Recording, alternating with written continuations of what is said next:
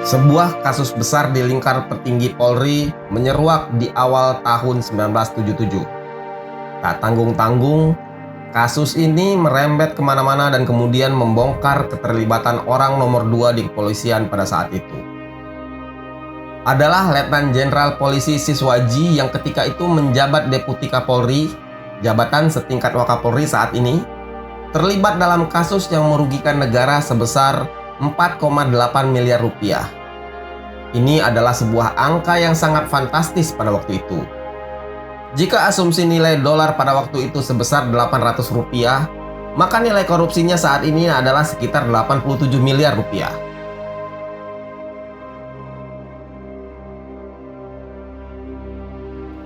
Kasus ini terbongkar karena inisiatif dari Jenderal Hugeng Imam Santoso yang sangat gelisah melihat perilaku para polisi bekas anak buahnya yang hidup bergelimang harta. Hugeng mempertanyakan kemewahan sejumlah jenderal polisi yang dilihat dengan kasat mata di Jakarta. Kasus ini bermula ketika seorang perwira menengah polisi melapor kepada Hugeng bahwa terdapat tindak korupsi sejumlah perwira di bagian jawatan keuangan Polri. Seperti tercatat dalam buku biografi Hugeng, Oase menyejukkan di tengah perilaku koruptif pemimpin bangsa. Meski sudah pensiun, Hugeng masih sering mendapat informasi dari bekas anak buahnya yang masih berdinas di kepolisian. Mendapat informasi tersebut, Hugeng kemudian mengirim memo kepada Kapolri Jenderal Widodo Budidarmo untuk ditindaklanjuti. Wit, sekarang ini kok polisi sudah kaya-kaya? Sampai sudah yang punya rumah mewah di Kemang. Dari mana duitnya itu? Begitu memo yang ditulis Hugeng kepada Jenderal Widodo.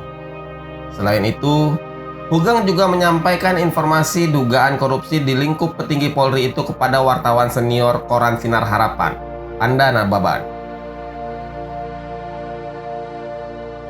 Dengan adanya kasus manipulasi di markas besar kepolisian itu, di beberapa surat kabar, Hugeng menyampaikan rasa prihatin dan malu dirinya sebagai mantan Kapolri.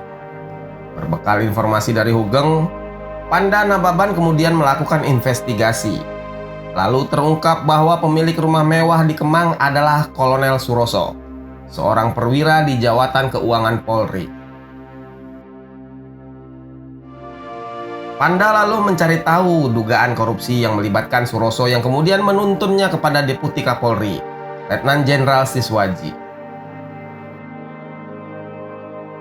Dalam autobiografinya Menembus Fakta, Panda Nababan menyebut bahwa dia mendapat informasi dari sumber dalam kepolisian sendiri. Agaknya banyak perwira polisi idealis yang muak dengan perilaku Siswaji dan kawan-kawannya. Panglima ABRI Jenderal Maraden Pangabean yang mendengar kabar ini kemudian meminta kasus tersebut diselesaikan diam-diam karena akan membuat malu banyak orang. Laporan investigasi Panda Nababan kemudian diterbitkan Sinar Harapan dan menjadi sangat viral di media massa pada waktu itu. Disebutkan bahwa Kapolri Widodo Budidarmo meminta kepada Sinar Harapan untuk menyetop berita itu. Tak hanya Kapolri, Jenderal Maraden Pangabean juga meminta berita korupsi di tubuh kepolisian itu di stop. Tapi koran itu tetap memberitakan sampai kasus tersebut terungkap. Terbongkarnya kasus korupsi di kepolisian itu tentu menggegerkan masyarakat. Selain Siswaji, kasus ini juga melibatkan Kepala Jawatan Keuangan Polri, Brigjen Polisi Suprayitno. Selain itu juga terlibat Kolonel Suroso dan Letkol Paiman Sumarna. Keduanya adalah perwira di Jawatan Keuangan Polri. Seperti dilaporkan Tempo 30 September 1978, Letjen Siswaji dan Brigjen Suprayitno diajukan ke meja hijau bersama dua orang bawahannya itu. Auditor Karyono Yudo di Mahkamah Militer Tinggi 2 Jawa Barat menyatakan mereka telah berbuat kejahatan korupsi, memperkaya diri sendiri atau orang lain dengan merugikan negara.